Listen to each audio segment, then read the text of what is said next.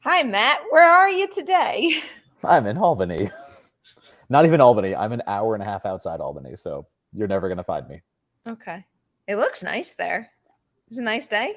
There are 14 beds in this place. And when I tell you this place is not big enough to have 14 beds, it's hilarious. Oh. Can you tell everyone why you're there? It is our yearly fantasy football draft for the second session of a decade league, if that makes sense. So we're in this, we did a whole decade already. We capped it. And then we started a new decade of a dynasty league. So I was tied for first last year, and I haven't seen these guys since pre-lockdown. So it was time to take a cross-country trip for literally flying 2 8-hour flights in a span of 2 days. Or sorry, in a span of 4 days. 4 days. I see the trophy so clearly. Oh yeah.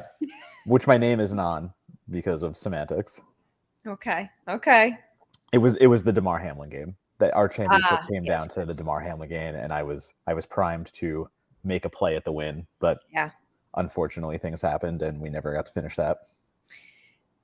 How long does your actual draft take? We have 5 keepers total on 16 roster slots, I believe. So I would say it takes us 3 to 4 hours. We usually start at like 11 o'clock and we're not done till about like 3:34. Okay. That's a nice chunk of time there.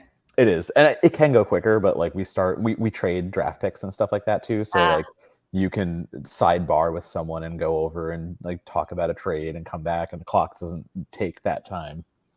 Okay, that's so cool. I'm so jealous. Like I wish I played fantasy football a decade ago with people, but I didn't. I only first learned about it and tried it for the very first time, like, 5 years ago now? Yeah, it's going to be straight debauchery tonight. Tonight's just a bunch of dudes playing drinking games and poker. Yes, I would believe it. All right, so what's on the agenda today? I don't think either of us tweeted out the live link when we went live. No, we didn't. So that's fine. I could do that really quickly. Yeah. Where's my phone? Oh, God, now I'm playing ads and ruining everything. Did you hear the ad? I didn't hear any ads. Really? No. Maybe it automatically cut it out. I don't hear any back feed on yours. Oh well, it's done now. Well, I mean, in general though, you've never used headphones, and I never. No. Because I think services like StreamYard and others, I think they have like built-in functions that automatically take that out. That's why I've always been really surprised that many people use earbuds unless it's like an earbud that's also a microphone, in which case it makes sense to me. I guess so. Okay, I tweeted it. Cool. Oh God, and I was talking in the past. That's so weird to me that it's on like a little bit of a delay. Oh, I know what you're talking about. Where's my phone? Did I not bring my phone with me? God. All right. You can't move. You're stuck there now. I know I can't. So I'm going to open a browser, and I hope it doesn't crash my entire. Tell one of your friends to get your phone. No, I can't be that much of a burden. Can you walk 10 feet to get my phone from my room? I have a tab open. I'll be able to do this. It hasn't crashed my computer yet. What are you trying to open? Oh wait, did you tag me? Oh, I didn't tag you. You I probably should have, and it would have made it much more easier. I'm sorry. I gotta say something while I search for you. Okay.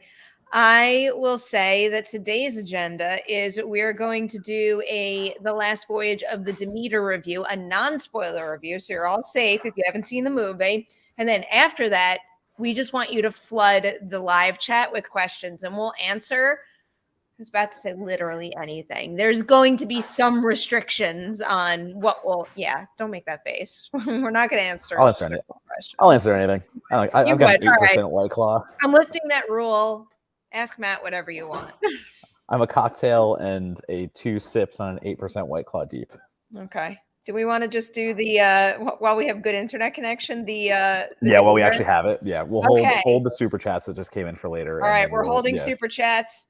Right now, it is time for our review of The Last Voyage of the Demeter. And for anybody out there who does not know what this movie is about, it's basically an adaptation of a single chapter of the Dracula novel. And it has, what's this for? I'm just saying it's only 4 pages. Like it's crazy. Yeah, it's like teeny Yeah. tiny, which is why it's such a promising idea because it's part of the source material, but there's so much untapped information that could exist, and there is within those 4 pages. So the Demeter is a boat that takes on lots of cargo, lots of crates. A lot of those crates are filled with dirt, and a certain someone put them all on that boat and might have put himself on that boat as well. And that boat is bound for London so he can eat more people. That is And correct. then during that trip, chaos happens, blood is shed, and by the time the Demeter gets to London, the boat is wrecked and the crew is missing. That's not a spoiler because that's in literally every description. It's in the book. It's in the no, no. That is not a spoiler. That happens. All right. Kick us off, Matt. What did you think of The Last Voyage of the Demeter? Apparently, unpopularly, I like it. I think it's a good adaptation of stuff that doesn't exist, if that makes any sense. But like, there was a lot of ground to play with Demeter, and there was a lot of you have to make the characters to keep us in that scenario. We know what happens at the end. It's very much like he's Dracula, going to eat people. We know this, so like you have to keep the story thrilling enough and like make us want to watch the inevitable. And I do think that Andre Overdahl and that team make us enjoy watching the inevitable. It's a throwback to Hammer horror. It's a throwback to all that old school stuff. And pacing at times can be a little sluggish, but for the kind of story it's telling and the hunt and stalk that it's doing, I'm all in on this one. I think Demeter does a good job. Okay, I'll start with my positives. My positives was I really liked a lot of the performances. I didn't think that all of the characters were especially well drawn or interesting, but I do think the actors in all of the roles made enough of them where I did find every single person in play memorable and like my eye was always being drawn to them. I also really dug the Dracula design in general. I do think that it serves the movie really well that they emphasize the importance of practical effects and capturing things in camera. Obviously, there are some limitations when you do things like that, but I do think for the most part, it winds up really enhancing the production value of the film overall. And I actually brought this up to Andre Overdahl in my interview. One thing I really loved about this movie, and I complain about it often, it's just the thing that usually catches my eye, is when you have a practical thing happening in the foreground against a digital backdrop. And like, you got to be realistic about what this movie is. You can't have a boat with actors riding through a legitimate storm. You just can't, or in certain seascapes at least. It looks really good here, though. Like this to me is an excellent example of how to blend a practical foreground with a digital background. I thought that work in particular looked really good. And they do a lot of really good shooting in Malta. Like, so they went to Malta, and that's where they do all the actual set location stuff, and like all that stuff looks beautiful. And exactly what you're saying. So you have a screen in the background, so obviously like it's showing what it wants to show in the background. But there's so much of the natural beauty of Malta around them, like they're able to do. And the ship looks amazing. Yeah. So I think, Javier Potet doing the Dracula work is a huge emphasis. Obviously, like you have one of the best character creature actors working today, bringing Dracula life. The bat-like qualities, the way they make Dracula scarier versus the Dracula we know. There's a lot of things that are going right. And like, I do agree with you. I think it's a good movie. I'm not gushing over it saying it's like one of the best of the year or anything like that. But I was very surprised to see its Rotten Tomatoes kind of like 40%. I didn't, it's one of those things where like, I know how Rotten Tomatoes works, and there's a thing that, back and forth, I understand it, but I don't know. I thought it was like, for me, walking away from it, I didn't see anything bad enough to really like hate. And if that makes sense, like that's kind of where I landed. 40 kind of sounds about right to me. I mean, we'll get to scores later, but while there are many elements of the film clearly that I'm willing to praise, and another one would be Corey Hawkins' performance. I was actually really surprised when he brought this up in our conversation. I didn't realize that this was his first time technically being a lead or number one on the call sheet. I thought he handled it really well. Clemens by far is the richest character of the bunch, and it's one of those things where you could feel so much of it coming from his performance and his own personal work to make even more of what was likely on the page to begin with. So I really applaud him, and I hope this winds up helping him get more lead roles in the future, because he most certainly can carry a film and absolutely deserves it. But I did find the pacing to be a bit of a drag. I did think it hurt the overall entertainment value and how much I was engaging with the film. And then also I was having a little bit of a tough time with how predictable I found it. It's like I knew they were all going to get picked off one by one, and I don't think there was enough like creativity or novelty in the kills to make them exciting. It's like you can do that and make it work with a horror film. I mean, most horror films we watch, we know the formula is going to be group of people who die one by one. That's when you have to, really up your game with the kill scenes. And very few of the scenes here accomplish that, except for one in particular that I absolutely loved.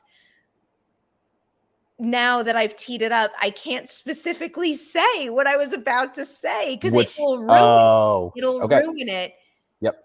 There is one scene in particular where I think the way that it was shot and edited and the build of it and just how different it felt from every other kill and how high the stakes were. It's another good example of an actor excelling with his performance to the point that you really do form a deep connection to that character. And then it's like, holy shit, when that scene starts to play out. I thought that scene was above and beyond the best of the entire film. Yeah, it's hard because I think I know what you're talking about. Yeah, I agree. You definitely I agree. know what I'm Not going to mention it. Not going to say what it is. But no, I think, I think this is one of the rare occasions that like I actually like something like more than you in that sense, where like I usually am the one that is playing down on, or whatever you want to say. Like I'm the party. You're raining on my parade always. I'm raining on your parade, but like legitimately I am a little higher on it because I think I was drawn more into the atmosphere. I was drawn into more of like everything you talked about. Like the things you said were great, like the practical things of that nature. I think that stuff worked rather well for a vampire film in a way that we haven't really seen in a while. So I found myself loving the experiment of being on the Demeter and watching this out go. And like, it does feel kind of like old and creaky and in a way that like it felt good versus what I've been seeing a lot of recently. So I actually, I was more taken by it, but I do agree the runtime is not in its favor. It really needed to be cut down, shaved down. Like that's what it has to be. That's a good 90-minute movie, even like a little less. Like there's no reason for this to almost tip like 1 hour and 50. But yeah, I thought the production design, I thought everything on this was gorgeous. The dock scene, before they take off, everything looks so good. The Demeter, down to a T, looks amazing. So there's a lot of great production design work. I wish the pacing was a little better, but still for me, it's the kind of like feral vampire film that I love, like a Stakeland or something like that. Like you bring me back to that kind of nature, and I love those vampires. So you are going to get a little more from me there. Okay. All right. We ready for score time? Yeah, absolutely. All right. I'll go first on this one. I'm pretty clear on what I'm giving it. I'm going with 2.5 Deweys out of 5 on the Dewey Dessa movie scale. I'm basically just about right down the middle, but teetering slightly negative on it. There's a lot of things about this movie that I really admire. Some things that I think work really well. It just doesn't come together as well as it needs to be. To like, you could have a slow burn type movie, but it still needs to, capture you with its tension and have a successful build. And so much of it just felt too flat to me. Yeah. But I am, like you're not, I don't think you're on your own little island liking this movie. I've heard a lot of positive responses. And, given the fact that I was so mixed after my first screening, it did leave me in a position where I'm eager to see it again and to see how it lands on a second viewing, because it's okay for opinions to change. And I hope my opinion changes for the better. But again, a lot of things I admire about the movie, it didn't quite come together. But one thing that does really excite me about how I walked away from the movie is it does leave me still enthusiastic about Andre Overdahl's career, Corey Hawkins as a lead, a whole bunch of phenomenal performances here. In particular, I'll shout out Woody Norman. He is a very, very talented actor. And because nobody else seems to be talking about this movie, he's now 2 for 2 in terms of performances this summer between Last Voyage of the Demeter and Cobweb, which he's also fantastic in. So there is good in the movie. I just wish it all came together a bit stronger than it did. Smolchin, like, let's not even like leave Smolchin out of the conversation. Yes. I thought he was a great performer. Like, again, like this is it feels more like a stage play where like all the performances are so good. It's like I actually, when I talked to Overdahl, that is what I brought up. I was like, I feel like making something made for the stage more than the film.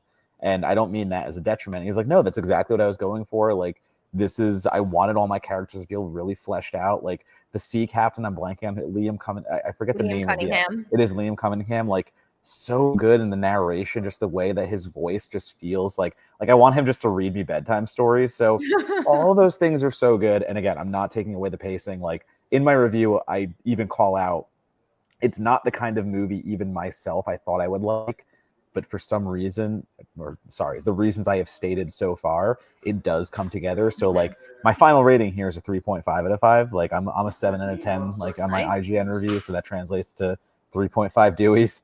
And yeah, I think it's a good one. Like, will it be in my top 10 on the end of the year? It's going to be tough, but for now, it's pretty good. Okay. I'll just add to what you said about David Dastmalchian. One of my favorite parts of the movie was the fact that, like, I know him really well. I've seen pretty much all of his work.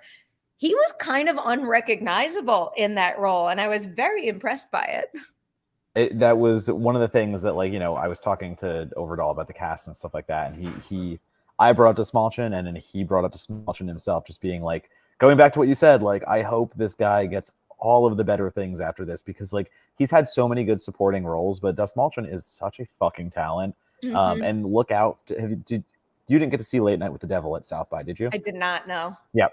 So like Dastmalchian getting a lead in Late Night with the Devil is the kind of thing that I want to see more of. So really happy to be on that train, and I hope Demeter does again put him in front of even bigger audiences and make that more well known.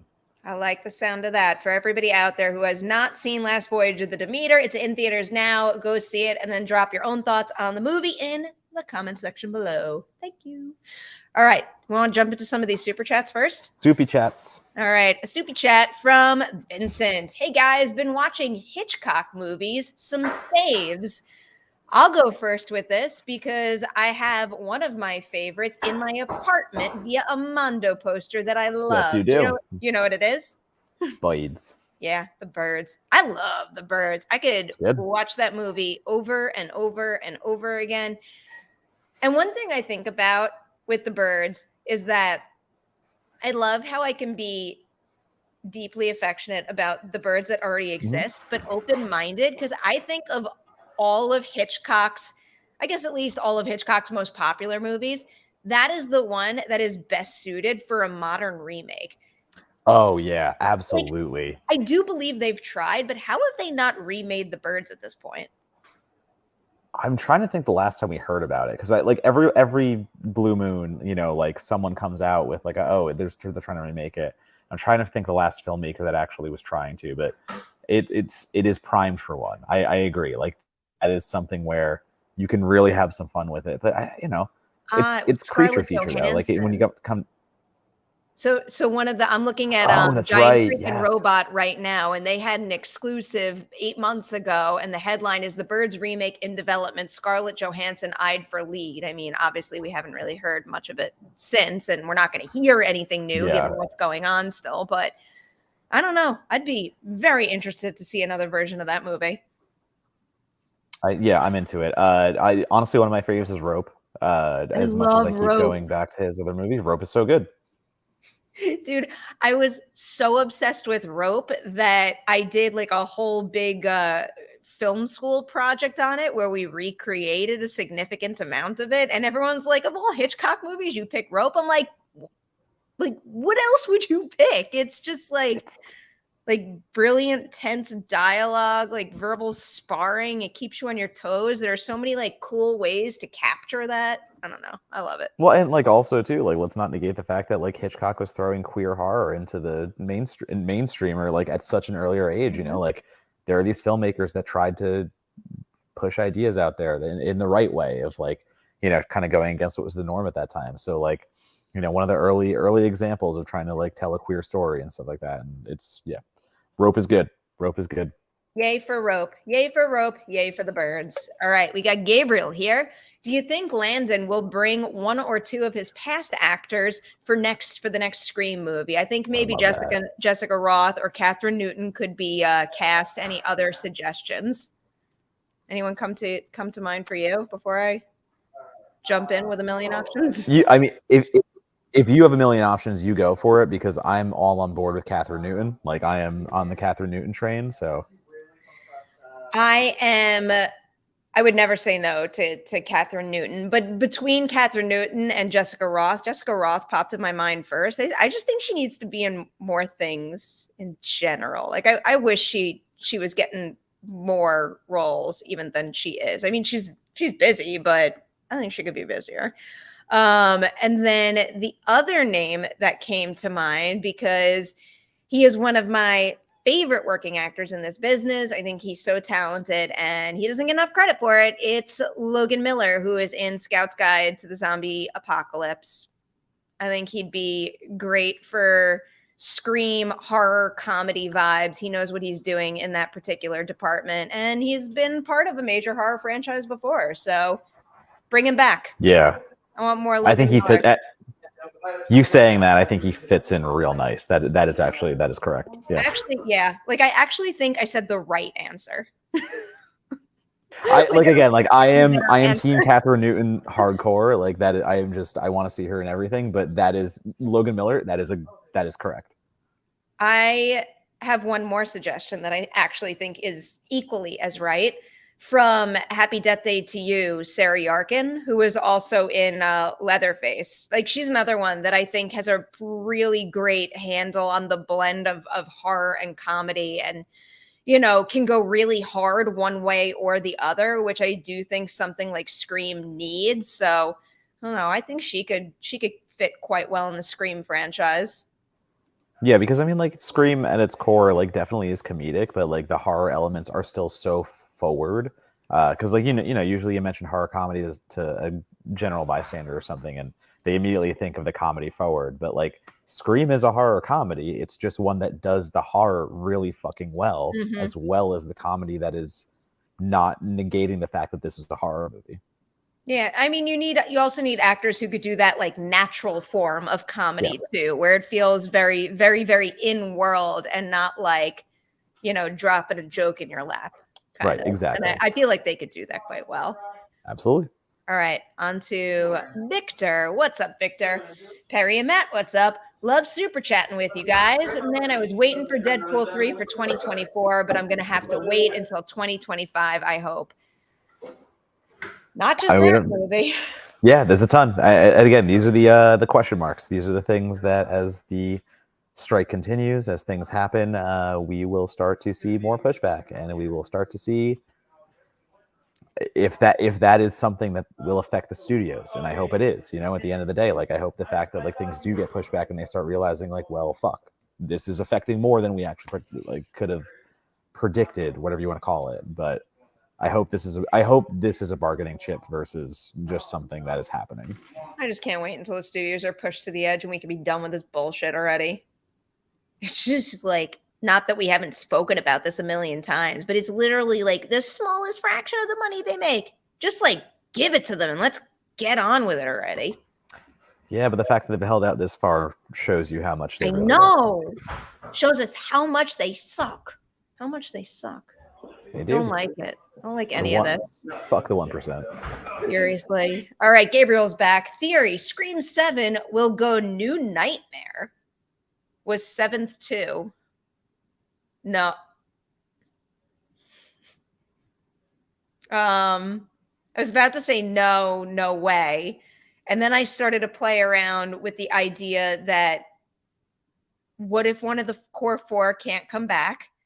In which case, maybe you do something spin-off in a sense. And Matt, one of the things that I brought up when I was talking to Joel about this is I wonder if there is a realm of possibility where maybe Christopher Landon's movie is more like Paranormal Activity, the marked ones, where it kind of feels like a little bit of a spin-off, but then Radio Silence comes back and they direct the third film in the official trilogy. They can't do that. Why?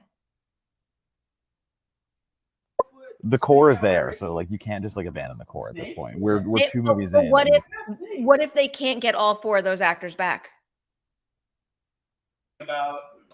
I think that okay, if we do hear that is what happens, and some people cannot sign on, I do believe that more in a sense. But I don't see a world right now with how quickly they are capitalizing on Scream and how quickly they are going through this series where there is an offshoot or like it's not, Marked Ones isn't a spin-off or whatever you want to call it, but it is. It's outside the normal canon in a way. So it does go there. I just, with all the momentum that Scream has right now, I don't think that you want to risk the fact of bringing it to a screeching halt with something like that. People have signed up for the core four. People are going crazy for what has been happening. I do not think you can do a series entry that gets too far away from that. Okay. Ultimately, I do think you're right, but theorizing and entertaining the idea is interesting to me. I do agree. Like there is something funny because like, Stu's out there, so we could have a movie about Stu and his cult. You're exhausting. You brought me here. You walked me right. Yeah, you walked me right into it. Yeah, this was. I mean, maybe that's how you bring Matthew Lillard back to the franchise. Now that I'm thinking about it, you go a little New Nightmare, and he's incorporated in that respect. See, that I wouldn't be opposed to. Okay. I'm now now I'm thinking. Now I'm actually like pondering this. I mean, I don't know. Like, you could even do it with almost the entire original cast. They're all actively out there celebrating and promoting the franchise. I have to imagine they'd all be interested, or almost all of them. I don't trust. I shouldn't say trust. Sorry, I'm not. I don't want to say anything derogatory against the creative team that's doing work right now. But like, again, I'm going to hold on to the fact that there's too much momentum and there's too much forward trajectory with the story going on right now that I don't think you sacrifice what's working on something as drastic, because this feels so like if we're talking about franchises alone, if we're talking about Freddy and like the Nightmare franchise and stuff like that, by the time New Nightmare came out, it needed a new idea. Scream 5 to me was that new idea. Scream 5 introduced the core four and people fucking went crazy for it. That wasn't something that was a one and done. In all those other franchises, like the sequels try an idea, either it works or it doesn't, and they go to the next one and they go crazier and they do that and that. This feels too much like its own trilogy, where you don't have that in the other franchises. You don't have that in a Nightmare. You don't have that, Friday the 13th, I guess you can say up until 4 was that continuous story, but then it just starts doing its one-off sequels and stuff like that. So I don't see the Scream franchise in that area. I see them in a trilogy that is very much cemented. And again, I think they have to keep doing that. Can I tell you a fun thing that came from an interview that I recorded today that it won't release until Monday, but I'll happily tease the interview with this little fun fact. Go ahead. Sung Kang, he did his directorial debut and it's in genre. So we got to talk about it today. Shivers. Yeah. am I allowed to talk about it? I am, because I saw it at fucking Overlook. I liked it. You can talk about it. It's a little itty bitty release. Like I feel like it's I should be able to. I liked it a lot. It's going. Screenbox got that right. It's a Screenbox release, I think. The main thing that I had said in my interview is that they're doing a Fathom event one night thing on the 21st of September, but I thought it was great. It made me feel like I was like a kid again watching Are You Afraid of the Dark? That literally in my review, like literally right out of what I wrote. It's that perfect kind of gateway horror that is absolutely geared at kids at like again, it's But doing and what it wants adults to do. too. But It's like joyful horror that I think adult fans will really like, but it's one of those things that I wish that I had when I was growing. Like I would be obsessed with those two characters yeah, if I was a kid watching that movie. yeah, I agree. Yeah, no, Oh, I'm very but stoked on it. So yeah. anyway, Anyway, go. Go. the Go. point that I was making was while we were talking, I asked him if he could join any horror franchise, what would he pick and why? Because obviously I had to ask that because I love asking people that, and I love fan casting my favorite actors and my favorite franchises. You know what he said? He said, "I would like to play Freddy Krueger." I want to see that. We are now in the spot where I would love to see another Nightmare movie. We're not going to get that with Robert. Robert Englund is not going to come back and do another Freddy. Not that I know of. So like, I get more excited by hearing things like that and people who you wouldn't think to be Freddy Yes. actually doing it. Yes. That's where I am now. I want to see him go big and like be zany as Freddy Krueger now so badly.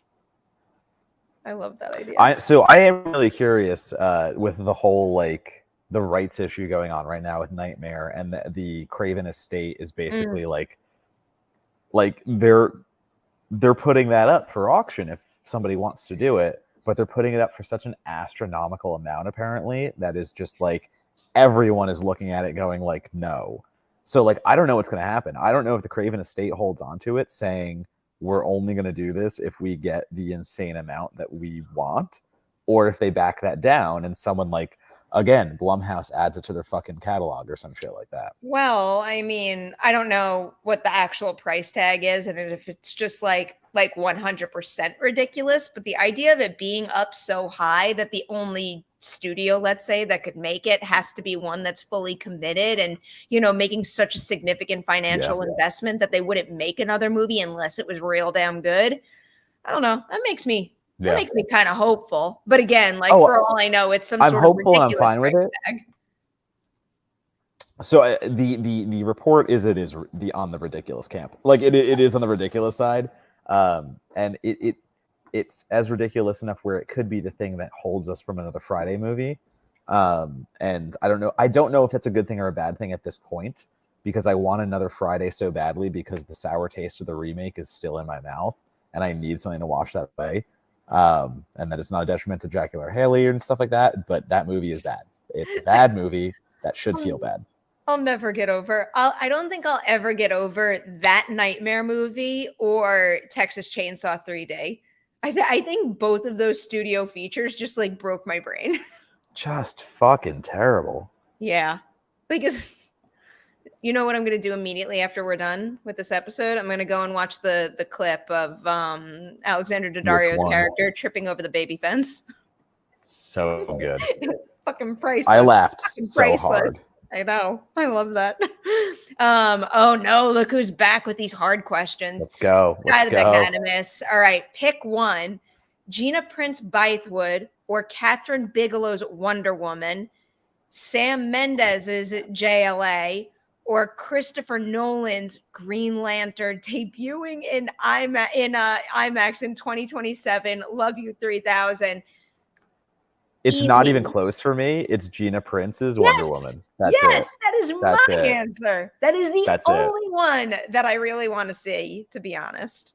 That's it. Like literally, that's the answer. Of everything that has been mentioned right there, that's the answer. I also think you could have paired Gina Prince Bythewood's name with literally any DC title or anything, period. And I probably would have picked that because I think she's one of the most exciting directors. But like specifically Wonder Woman, like, the parallels between, again, like the Woman King and stuff like that, like there's prime. She is primed to do that. Absolutely, yes.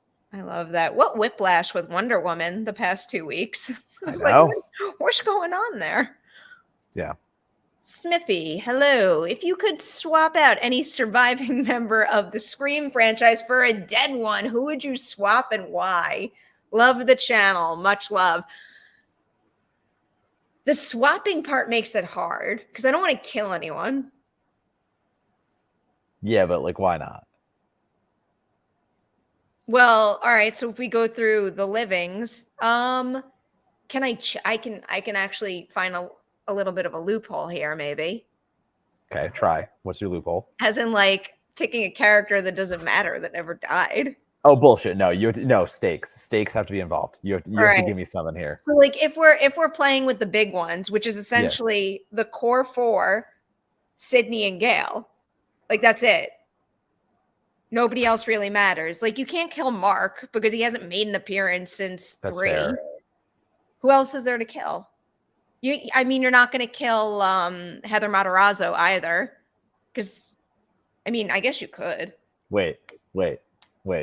So it's like Hayden Panettiere's character is still alive, correct? Don't kill her. Oh, absolutely no, I'm killing her. So kill Hayden Panettiere and have it be Emma Roberts' character from 4 is still alive. She's dead. No, stop bringing. Oh, you mean like to bring her back? No. All right, you're ruining the game. The question is the question is surviving member of the Scream franchise for a dead one. I have picked Hayden Panettiere. Correct me if I'm wrong, though. Like, your narrative was that Emma Roberts is not really dead and she comes back and she kills Kirby? Yeah, absolutely. Like, Kirby gets killed and it turns out to be Emma Roberts' character. I want to see, I don't know why, but I fucking love her character and I want to see her back in a villain capacity. I am very willing to entertain this whole idea right now, but not in a way where it's like a character was dead, and the narrative way that they come back is by killing the living character that we're cutting off. But that's literally the question. The question is any surviving member of the franchise for a dead one. You swap them. It doesn't have to make like narrative sense in the next installment. Well, that's my swap then. It's like I could pick Stu, and I could say I wish Stu had been alive all along and wasn't killed. Stu is alive though, so he's a surviving member. He's a surviving member. He's in the surviving camp. Drive me off my mind. You're confusing dead with alive. It's an easy concept. Being realistic about it. You wanted to do this stream. You asked for this. No, you misinterpreted the question. No, I didn't. I'm just on another level. So, okay, here's my thinking. I want to bring back Randy. I think Randy was killed off too soon, and I love the movie expert character. And I need a scenario where it's a scene between Randy, Mindy, and Kirby. So they all have to stay alive. Okay. So that leaves me with Sam, Tara. I think I found a cheat. No, see, here's the thing. You're finding cheats. I'm answering questions. I want to kill off Josh Segarra. Oh, no. And bring back... Poor baby. And bring back Randy. Poor baby. Oh, come on. all he did was do right by Sam in the last film, and you know what happens when you get people associated with Ghostface. Like, you're fucked anyway. So, like, why not just kill him now and bring back Randy? He's gonna die in the next film anyway. Ghostface. No. That's the fake out, the ultimate fake out. I will say that's a little bit of an interesting twist in terms of how you could play with survivors, where it comes to light that they were actually Ghostface all along, but where it's done in a way where you can actually go back and see that the seeds had been planted, not where it's like some ridiculous retcon thing that doesn't make sense at all, but in a way where it strengthens the previous installments. I still think there's a chance for that. So like that was one of my watching that movie going like, is he? And it's like, you get to the end, it's like, oh, he's not, but I still have that gut feeling, but like, is he? That's an inherent thing with the Scream franchise. Ever since Billy Loomis, we were basically conditioned to always be suspicious of the boyfriend. And they played with that hardcore in Scream 2 with Derek. It wasn't really on the table in Scream 3. That's fair. And then, like, they even played with it in reverse in Scream 4. When you think about, well, they had broken up, Emma Roberts and Nico. Right. Yeah. And then, they play with that a lot in Scream 5 too, in terms of the relationships and what Mason Gooding's character is going through with the tracking app thing. Mm-hmm. I don't know. This could be interesting. I'm excited for Scream 7, Stu Nightmare. Stop it. Chris Miner is here. I absolutely won't. Favorite non-MCU movies starring an Avenger, Rush with Hemsworth, Spotlight with There's so Ruffalo, many. Marriage Story with ScarJo are some of mine. On I the have one right spot? off the top of my head. I'm going Sure. Brie Larson, Short Term 12. Oh, that's fair. Fucking brilliant movie. There are so many. Don Cheadle, The Guard. I fucking love McDonough movies. Either of them. Like either McDonough. I'm trying to think of actors now that we haven't named. Yeah, I know. I'm trying to think like outside for some reason. I don't like I feel like it's This is fun. I like this is one of those ones I want to look at and have like 10 minutes for. But it's like, kind of fun not being able to look. That's fair. That's fair. I'll say, I mean, this feels like I'm cheating because it's a big studio release, but I love the Jumanji movies. So Karen Gillan in the Jumanji movies. Fair. Those movies are great examples of studios like bringing back an old brand and actually making something worthwhile with it. I like Xeno's Hour. Xeno Hour just said Kiss Kiss Bang Bang. Absolutely, that works. I was also going to say Paul Rudd, Wet Hot American Summer. Yeah. However big a part he has in it, it's fucking amazing movie. God, now I'm just thinking like everyone's been in the MCU. Like so, like I know, really. Like that's the thing in this too. Like, I mean, Pulp Fiction, Sam J. Like, how am I gonna get away from that shit? Like, that's always gonna be a top one. I mean, I don't need to add my comment to that. You know exactly what I would say. Yeah, 100%. Samuel Jackson, Deep Blue Sea. You want me to say it? Jurassic Park. Yeah, I like 100%. Like, that's a fair answer. Like, that's totally fair. Answer. You could say Jeremy Renner, The Hurt Locker. Hurt Locker is very good. That is correct. Hurt Locker is very, very good. God, now I am just like everyone has been in. You know, here's an underrated one. I'm not saying it's best, but Zoe Saldana, fucking The Losers. Oh, I remember The Losers vaguely. The more I rewatched The Losers, the more I think it's Isn't Captain America in that too? That is true. Chris Evans. You are correct. But like legitimately underrated. I think it's one of the better comic book adaptations of its time that like around that era.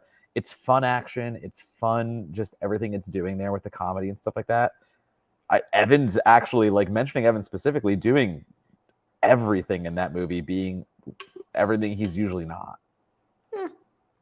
I feel like we could talk about this forever. Here's some Sky. Yeah, I was gonna say like so many Chadwick movies. ScarJo, Jojo Rabbit, Hotel Rwanda, Don Cheadle.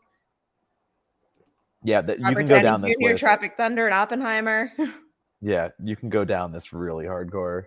This is fun. I like that. Good question. Good question. Zodiac, Go Home Sam, absolutely. Fucking Ruffalo and shit. I forgot who. Okay, here we are. We're back to Vincent. These are favorite Hitchcock movies: Vertigo, Rear Window, Notorious, Rebecca, Shadow of a Doubt. Absolutely. I wanted to. Oh, I mean, this is like an obvious favorite Hitchcock choice, but like Rear Window is awesome. Yeah, totally. Awesome. Love that movie. Gabriel's back. Easy scream swap. The jackass student in the first film that pranked with the mask in the school and that cheered at the party when he learned the principal dies. Swap for Dewey. Love it. I purposely wouldn't bring back Dewey because I still always think he's next in line to die because he's a dude with a heart of gold that will do anything to save the people he loves. So I fear I would bring him back and be all happy about it, and then they would just kill him again. All right. LSU Tigers. Perri, your gut feeling on whether Wonka will be any good. Don't hold back. I don't want to say I have a feeling it would be this bad. There's something about it that makes me fear it's a misguided big swing like Cats, but like not Cats. You know what I mean? Like not that bad. I'm just that is the exemplary misguided big swing. Where like you have good intentions, but like something maybe should have been a red flag earlier on. But then again, when I think about who's involved in that movie, like Timothy Yeah. Chalamet is like peak popularity at the top of his career. Someone like that doesn't take a risk on a project that's like what Wonka looks like unless it's legit, unless there's something special that really is going to wow people. And, you know, he's got a really damn good filmography. I have to imagine that he's got a team around him that really knows what they're doing. I would agree with you in most cases, but this is also a massive property, a massive opportunity for him, and probably a massive payday. So I don't know if... I think there are a lot more factors in a Wonka movie than just... This is his chance to play Willy Wonka, whether it's good or bad. He gets to do it, and he gets to say he played Wonka. Directed by Paul King. I know. Listen, I'm Team Paul King as a Paddington fucking super fan. You know that. Like, I am all aboard this train, but I that is the thing that has me more hopeful is King than anything, because everyone said, why the fuck would we care about a Paddington movie? And they are now two of my favorite movies since they've been out. So, like, I'm trusting more in King than I am anything with Chalamet and anything else there. All right. And again, sorry, like I don't mean to, like I hope Chalamet is taking it for the right reasons, but I am also saying that, like, this is a massive production where, like, if you get enough money, you're gonna play Willy Wonka. Like that's just what this is. Like, this is a business. This is also a business, Perri. I guess so. I don't know. In my brain, obviously, there's other paths of thinking out there. No matter how big a payday is for a movie, especially when it's a big movie like this with like likely a very long shooting schedule. I don't know. And you got to be fully immersed in that world and that character's headspace for such an extended period of time. I have to believe that even if you're like this concerned about money, there's like part of you that needs to feel creatively excited and ultimately fulfilled by the opportunity also. Wishful thinking, silver lining, I don't know. You are a very positive person, Perri. Never change. Sam's here. What's up, Sam? Probably the least interesting question today, but as long as we're asking anything, do you guys have a favorite word? Mine is ubiquitous. Like, as in a word we actually say? Or is it just a fun word to say? I like saying calamitous. I don't know why. Okay. It's just fun. I've never thought of this. Also, like, synergy is just a fun word to say. Synergy is a good word. Synergy is fun. I also think of the Simpsons joke of Krusty the Clown being like, you want to hear the dirtiest joke, the dirtiest word in the world? Muckluck. And it is. It just sounds dirty, but I don't know why. Like, it doesn't have a meaning. And it's now muckluck is a fun word for me to say. Shit. God, I think I have to get back to you on this, Sam. This is a question that I'm going to be carrying around for like weeks, and then all of a sudden that magical word, I'm going to say it, and I'm going to get all excited, and I'll report back.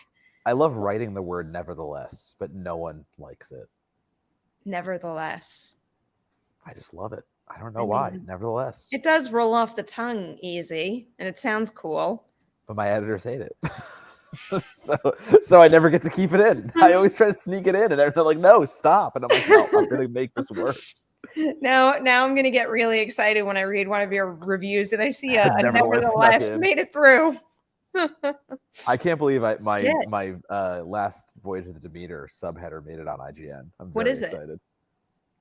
Drax on a boat and he's drinking blood and like I put it in and I was like, no way they're gonna keep this, and they did, and I was like, this is why I respect you. This is why I love my editors. I'm not just saying this because of what we do, but I do really like the word cinema. It has a nice feel to it. Yeah. It has a nice mouth feel, if you will. Oh God, mouth feel. Fucking Nicholas Holt. Thanks for that. Mouth feel. Thanks for that. All right, next super chat question before we say any other words. Now they're creep me out. It's kind of sad if you think about how don't do it. How finger. I also hate the word finger. I'm more aware of the words that I hate. Finger? You don't like the word finger? No. It's like the hard G. That's just like finger. Is this how we break you? Just by know. saying finger over and over again? I don't know who even says it like that, but I don't know. Finger. It's like a pirate says finger. That's like kind of what it makes me think of now. Oh God, that's gonna come back to get me again. Absolutely. It's kind of sad if you think about how Randy could have ended up dating Cece in Scream 2, especially when he said, "I'd let the geek get the girl." I feel like if they dated and if they both survived, it would be one of those things where she brushed him off in college, but then like 5 years later they reconnect, and it's like, shit, there was that connection there all along. Yeah, it's the immediate's not there, but it's the later play thing, which Who's writing the Cece and Randy fan fiction out there? you know someone is. Like Someone. there's a fanfic for everything, so you know that exists. Oh God. I'm so glad I've caught my breath now. Mark's here. Hey, Mark. This is a big question. How does Disney content change if Apple buys it? We all lose. Did you see That's how that? it changes. Literally, we all lose. If Apple buys fucking Disney, this is all over. Like monopolies rule. This is the worst. We're in the worst timeline. So I finally binged season 4 of Succession, and now literally every single like real life business story that I hear, all I picture, like especially with a situation like this, all I picture are like the fucking Roys being the worst people in the world and just backstabbing each other. And that's how these deals happen, with people who are just me, and don't actually understand what they're working with and the ramifications of their decisions. I can't fathom what happens because like Disney alone merging and Disney acquiring all these things like, 20th century, like the fact that we lost so many tinier studios in a way, like I know we didn't lose them, but like Disney acquiring Prey is one of those outliers that was a success, that was like able to thrive under that banner. I hope other things do thrive under the 20th century banner, but like we lost so much just by getting those tiny acquisitions, where I cannot fathom what Apple will do to Disney at this point if they buy, and everything under that umbrella, because now that goes branded to Apple, and everything that Disney has been doing and has been trying to do in building that brand goes under the Apple brand. And I don't know if Apple knows fuck all about this shit, because they're the one streamer that doesn't care about if they survive or not, because like, sorry, not survive or not, but like Apple's streamer is not based on being successful. It's just doing what it's doing because it can. And when you take another massive fucking company, put it that under umbrella, and you have that same mentality, I don't know. All of a sudden, I don't want to see it. I don't want to see it. That's all I know. We have Ted Lassos walking around Disney theme parks. Great. Fucking wonderful. I'll wear a fucking sweater and walk around if you want to see that. I don't need to see this corporate. I don't want to see any of that. Literally, this is a monopoly. That is when a monopoly forms, and that is when this is all over. What did that report say? That Disney might like offload certain elements in order to get past those kinds of regulations, which literally everything about this situation is wildly disturbing. It's all corporate at that point. Like literally all the conversations we keep having, it's just, if that happens, it's just all corporate, it's all product, it's all content, and we fucking lose. Ugh. Man, I wish there were more hopeful things to discuss when businessy things come up, but there's not. Thankfully, we have Caleb here to take us out of that topic, because Caleb super chats mean we talk about football. Matt, who are you going to draft in your league? Who do you have your eyes? Is anyone in the room? Whisper it to us. No, so they're outside, so this is good. No, so like I'm pretty set because of what happened last season, the way we do the draft is like the better you do, the later your pick is in the positioning. So I am 15th out of 16, and then there's a 16, and we do a snake. So that means you draft one way and then come back. So basically for me, I got to wait until 15. I get my pick. 2 more people go, and then I get to pick again. What I know I need is a running back and a wide receiver. So I'm easy. I know what I need, and I can do that. And that's whatever the best is available. Okay. So we do a rookie, and I'm very upset because I had Tyler Algier, who is a running back for the Falcons, who was a rookie last year. He was going to be my keeper, but they just drafted the best running back. Sorry, the Falcons just drafted the best running back out of college this year. and he is going to be their stud. He is going to take over. And I'm so mad because Algier was positioned to have a great year until they did that. So I flipped, and I also have Christian Watson, the wide receiver for the Green Bay Packers, without Aaron Rodgers, which makes me nervous. But that means my team right now is Josh Allen, Nick Chubb, Christian Watson, George Kittle, and a defensive player. So my 2 picks are going to be a wide receiver and a running back, and I think I know who I want, and I hope they are there, but we're going to see. That sounds like a solid lineup there. I can't get out of here. Get out of here. I can't wait. Soon we'll have a little chat about when the that's right. Patreon fantasy football draft is going to be.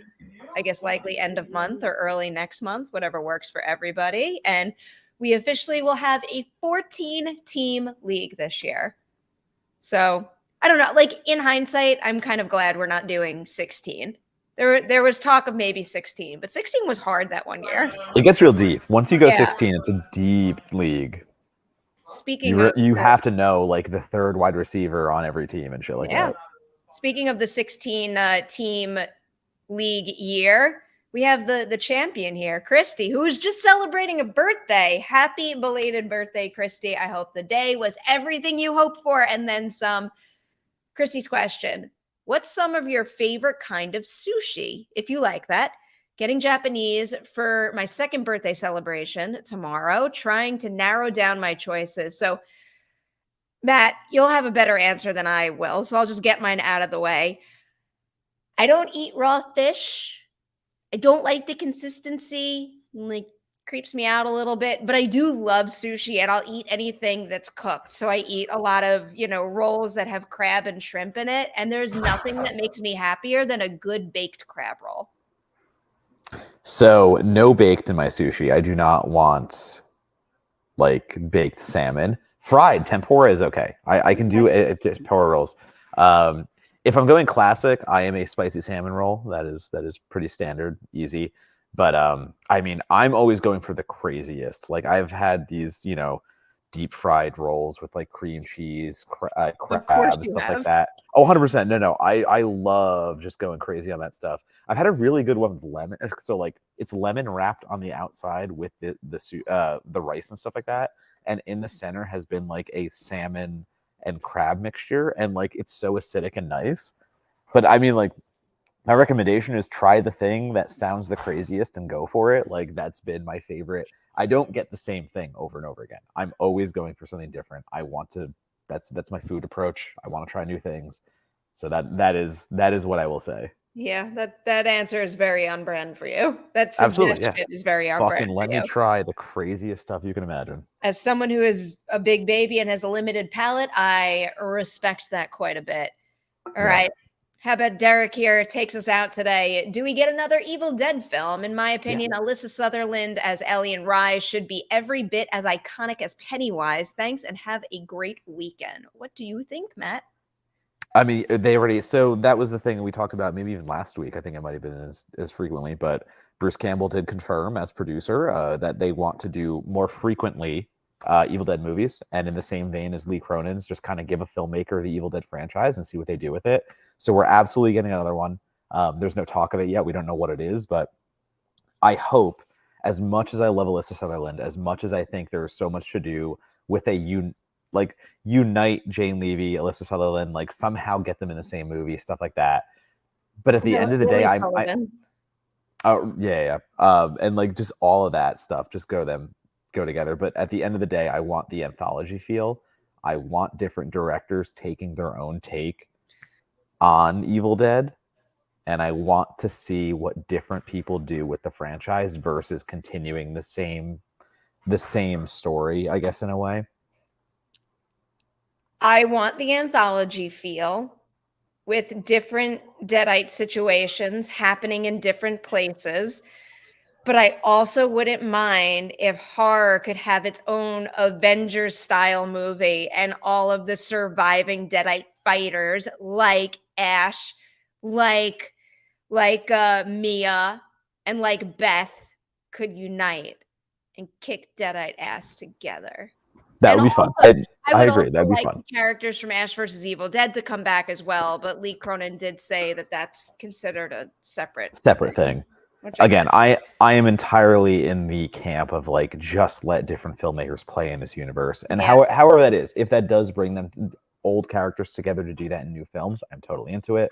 But I really do like the idea of just okay, Evil Dead Rise opens the door to so many offshoots in so many different places and different whatevers. So I think there is a nice predator prey feel here where you can go back and forth in time, Go or back you in can time. just back. I was gonna say back and forth in time is great. Or again, you could just pick different. Okay, we've done it now in a high rise, so like where else can we go? So I want to see where that goes with different filmmakers, and that's where I'm at. Yep. I like that idea. All right. Time to go. Where do you want to send people to see your work after they leave this video? Follow me on the socials as always at Donatobomb, Twitter, Letterboxd, Instagram, Blue Sky, TikTok if you want to see some random shit. And yeah, I am just finished all of my Fantasia stuff, gearing up for a few more little articles here and there, and then Fantastic Fest is on the horizon. I'm going. You keep saying it. I'm No, gonna I wait until you're am. there. Like I it, know. I know you're it's saying it. booked. It's I booked. know. I need to see you in person, and then I'm Okay. good. Okay. I'll be there. You can find me at TIFF and at Fantastic Fest and also on social media, P Nemiroff, Perri Nemiroff. It's different everywhere. Just go look me up. I don't know. That's it for this week. We'll see you next weekend with a brand new Merri Hour. Goodbye and finger.